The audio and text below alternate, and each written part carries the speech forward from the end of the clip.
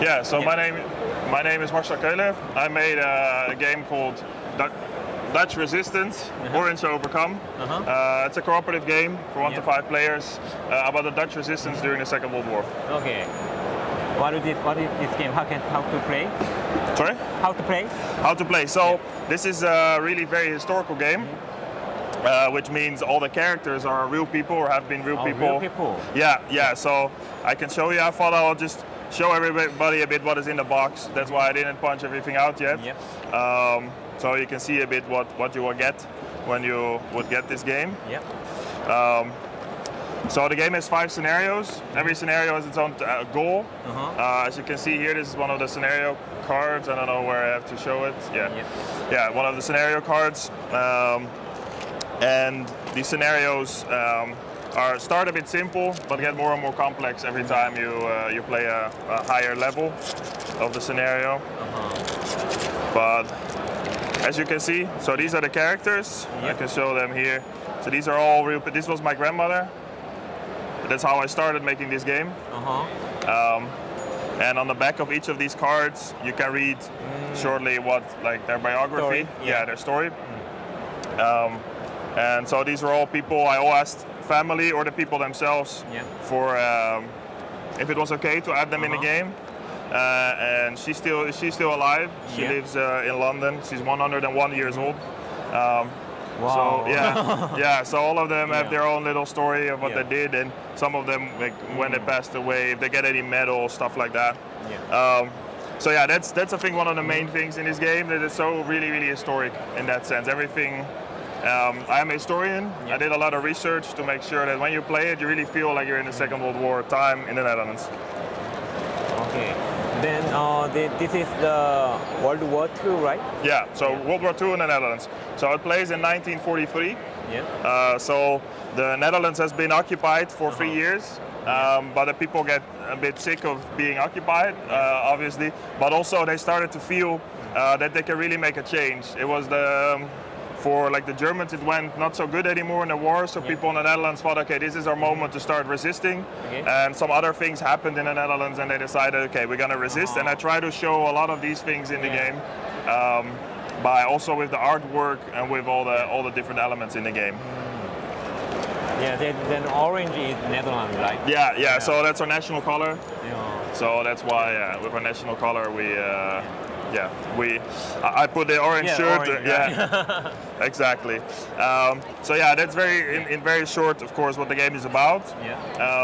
Well, how it plays, it's very cooperative game, which means that I thought I'll just show you with one of the tiles here. So you have to move around the board. I have the board upside down here, but that should be okay. You move around the board to get different resources. And you spend them on other places. So for a very simple, straightforward example, you can get this red resource. I will grab one of them. So let's say you're the purple player. Then you have your little purple meeple, and it has a number on it as well for people who are colorblind, and a shape, so it's easier for people who are colorblind to see it when you're playing. So, for example, here you need this red resource, and you need the blue resource. So you have to go to the meeting place to get one of those resources. And you have all these different tiles in the game where you need these different resources to bring them. These are always randomized, and in different scenarios you use these tokens in different ways.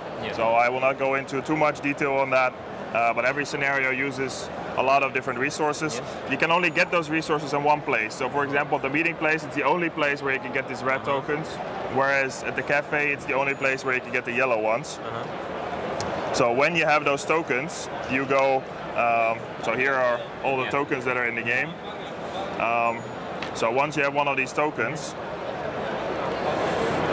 you put them on your little player board. So you have here your player board. You put also your character card on there. So let's say I'm playing my grandmother's character. I put her card here, and you put every resource you get, you put on your little sheet. Then when you have everything you need here, you can pay off one of those tokens. So you need different things for every different token. So there's very different tasks for every scenario. So that's quite detailed. So I don't want to go into too much of that. But there's, for example, one scenario, the first one, where you have to expand your network. Well, how do you do that? You have these black and white ones. These are people that are not part of your resistance network yet. So you have to gain their trust. You gain their trust by paying these resources. But all these tiles that give you the different resources are on different places on the board. So you have to move around. When you move around, it might be that you're passing one of these guys. These are the policemen. And they're soldiers as well. So it could be that when you're moving around, you have these guys, and you have to pass one of those to go over the road.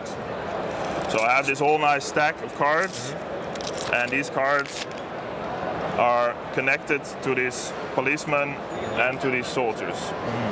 So here is like a soldier, here's a policeman. So you have what are called halt cards, and on this halt card is a little text on the left. But you don't read it, another player reads this text.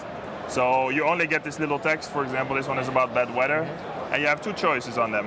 But you don't know the exact effect of what happens after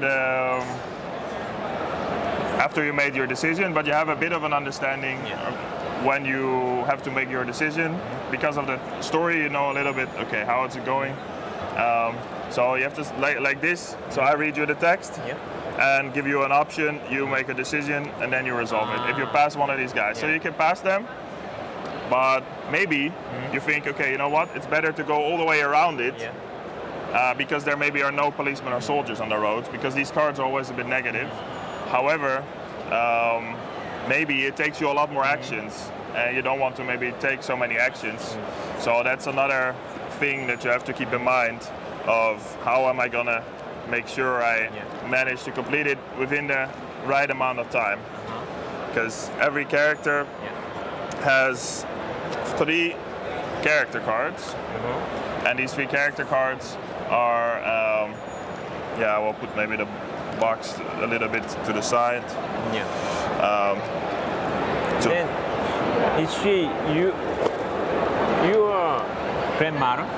Sorry? Your grandmother? One more time, sorry. Is she your grandmother? Sorry, sorry, exactly. Yeah, this is my grandmother. Sorry, my hearing is sometimes not so good. So every character has 3 character cards, and every character has a special ability. So when you have your character cards, they all give you an action point here at the top, but they also always say and or they say or. If it's and, you can do both of these things on a card. When it says or, you have to do one of the two.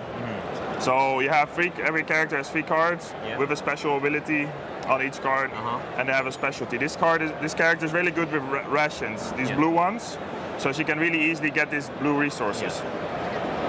So that's an example of the different, different characters. Okay. I think you are very proud of your family, and it's very good. Yeah, thank you. Yeah, it is very nice. But all the characters are really from very different families, from all over the Netherlands, from very different places. So it's my grandmother is one of the characters, but all the other people are from everywhere. And I had to find their family. I have to find the people to ask permission, and I did. To make very different characters, so 10 very different people that did very different things. But it's very interesting, I think. Very meaning game. For sure. Very good. For sure. Okay, thank you very much. Yeah, thank you as well. You're welcome. If you have any other questions, of course, let me know. I dropped one. Okay, then we can buy this in Spiel. At Spiel, you can buy it at Spiel, for sure. It got printed last Tuesday, so it's really fresh. Very just finished game. Last Tuesday. Yeah, and there are some very interesting mechanisms I didn't go into for cooperative games. So, I can only tell you so much, but there's a lot of things in this game. Okay. So, And you are the last person to introduce today. okay. Okay, say bye to. Yeah, bye bye. Say bye. Bye.